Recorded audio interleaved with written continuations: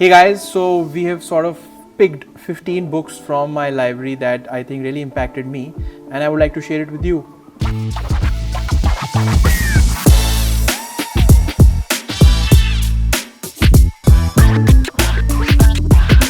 Hey guys, so the first book that I want to start with would be let's say this. This is called Outlive, Live Longer and Better. This is by Dr. Peter Attia. Unfortunately, with those Epstein files, Peter Attia's name is not like not what it used to be. But then, still this book is really good. I mean, healthcare is really popular now, especially with Brian Johnson and his blueprint. I think they've changed it to Immortals now. So I think he was the one that started longevity, him and Dr. Rhonda Patrick. So this book basically talks about longevity from like a longer angle, what to eat, how to exercise, what is heart disease, brain health, and it proves certain things that you should be doing. Certain things, science is not up to date. So if you want like a really good overview of health and longevity, I think you should start with this book. A change from that would be like a book called Meditation and Its Practices. This is like quite an old book. It's a book on, yoga and Vedanta. It's by Swami Adi Swarnanda. The author is not really that famous, but what they have done is they've taken, snippets. So they've taken, snippets on meditation from the Bhagwad Gita, or they've taken, certain snippets from the Upanishads, the key Upanishads, and they've sort of compiled it into all the meditation and its practices. So meditation is not basically, sitting in a place and closing your eyes. It's a whole philosophy behind meditation. And if you want to really know what meditation and its practices are without reading 20 books, ancient books on it, this is like a really good take on that. So highly recommend this. It's actually letters. It's J.R.D. Tata letters. It's like a two-part book. Basically letters J.R.D. Tata wrote to his colleagues and to his friends and his family. So there's a show called Titan Story in which they tell, Titan's story. But if you want to read like the behind the scenes of how J.R.D. used to think, how did he start, TCS, Tata Consultancy Services, thoughts and his ideas, it's a very beautiful read. It gives you a backdrop in behind the, mind of a true Indian genius. So that's something that you must read. So another book would be Can't Buy Me Love. So Can't Buy Me Love is a song about Paul McCartney saying that, you can't buy love. You should read more about what this song is. I don't want to say it here. But this is something, a book by Jonathan Gould. This is basically a history and biography of the Beatles. It's not a really popular book, but this is something because I'm pretty interested in Beatles. So I really like, behind the scenes and, what made them such a big band and how did they work? How did, people work with them? So this is like, I highly recommend this if you're into Beatles or rock music or something like that. So this is like another book. It's called No Rules Rules. Aajkal everyone is sort of watching Netflix, right? But when Netflix started in the US, it was competing with something called Blockbuster, which was like they used to sell CDs. And Netflix changed it into sort of like a digital platform. Everyone laughed at them that, CDs are here to stay. Blockbuster really closed shop soon. So this gives a behind the scenes thinking of how their CEO Reed Hastings used to think. If you go to like LinkedIn, there's an old slide deck on their culture. So they think of their company as like a sports team would do. Highly recommend it if you're into building a team. So this again is a book by Emil Ludwig. It's called Napoleon. Apple TV पे एक show होगा Napoleon पे. He's like a French/Italian king. It was from Corsica, which is Italy, but he spoke Italian, but he was French. 29-30-year-old general. France, French Revolution was happening. He did like a coup, overtook the government, really, made himself a king. There's a famous sort of story of him crowning himself, as you can see here. He crowned himself literally. He was like an army genius, military genius, and it sort of gives a backstory onto him. How he worked, how he thought, how he fought, and a tragic end, unfortunately, but Napoleon by Emil Ludwig. So this is again 48 Laws of Power. I think 50 Cent used to read it in jail or something. This is what he used to tell. So that's how it got popular. I'm a huge Robert Greene fan. If it's like he has a book on seduction, on power, on war. This I particularly like because it's slightly Machiavellian, in terms of what power is. But it has, daily things that you can apply and use when it comes to power. And Robert Greene really researches his books, goes deep into it. That's why he doesn't have, a dozen books. He has very few books and he's really researched them. And he comes up with those, universal topics like desire, power, and war. And then he sort of makes books on it. So it's highly recommended. So another book it's not a book actually. So Bhagavad Gita, it's part of Mahabharat. Mahabharat was a war between Pandavas and Kauravas.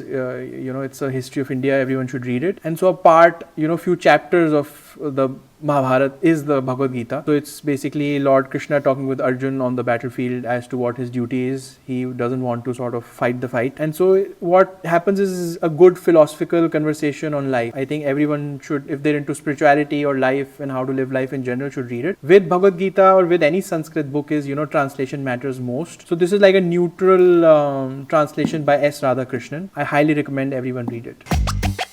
So again, these are varied books, right? Picked, books that are different genres, but I liked reading. So this is called Partition. It's by Barney White Spunder. It chronicles the 1947 partition between British India, between what is now India and what was British India. So now Pakistan and now India and now Bangladesh. So one country made it into three countries, and how political scene was there, how everything happened, how lots of things played part in the partition. So if you're interested in India's history, this is a must read.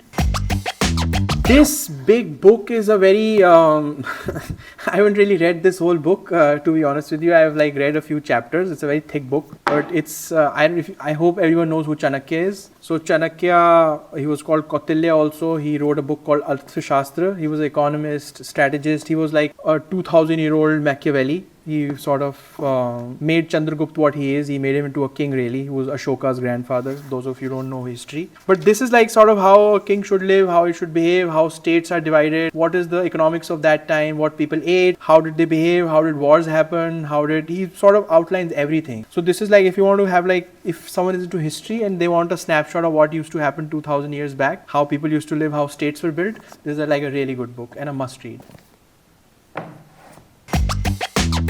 Another book would be Clear Thinking by Shane Parrish. Again, we mentioned it in other videos as well, but I'm a huge Shane Parrish fan. He runs something called Phantom Street, which is a podcast, blog, etc. He was a former Canadian spy. He was in the secret services in Canada. So basically, he helps people in Wall Street now and, runs a podcast. But this is something that will clear your thinking. If you're confused how to, navigate your work life, even your personal life, so this outlines certain chapters that will help you a lot. So it's a very easy read and it's a must read. You should definitely buy this book.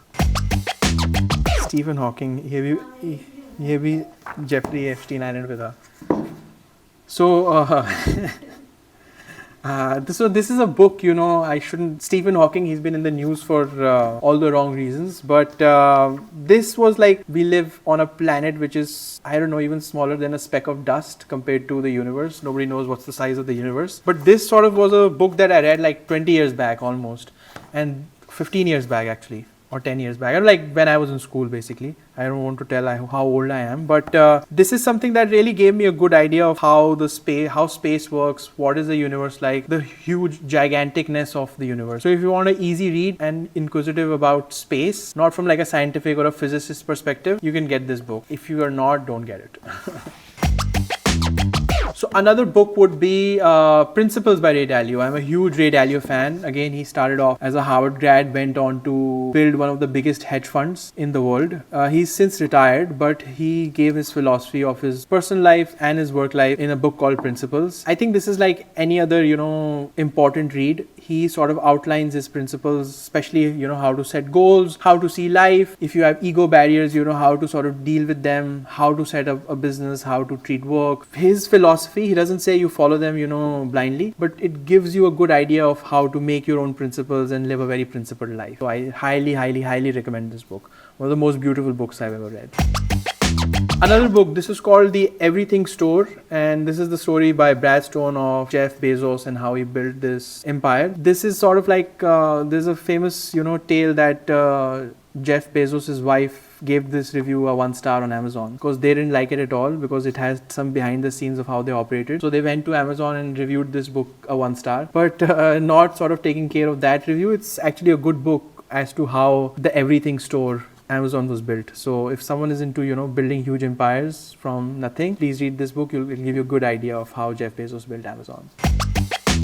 last but not the least, actually, this is a travel book. It's called Vagabonding, and it's basically one of those top 10 life-changing books because it talks about travel and doesn't talk about travel from, like, let's say how people take holidays. So it's not about travel from a 2-day, 3-day, 4-day chutti jaise log lete hain. It's more like, you know, long-term travel, sort of going to a place, exploring that place and finding yourself. So it talks about, you know, an independent solo travel, 1 month, 2 months, 6 months, 2 years, 5 years almost. So this is something which everyone who wants to solo travel, explore places, they should read this book. So thank you guys. Thank you for watching the video.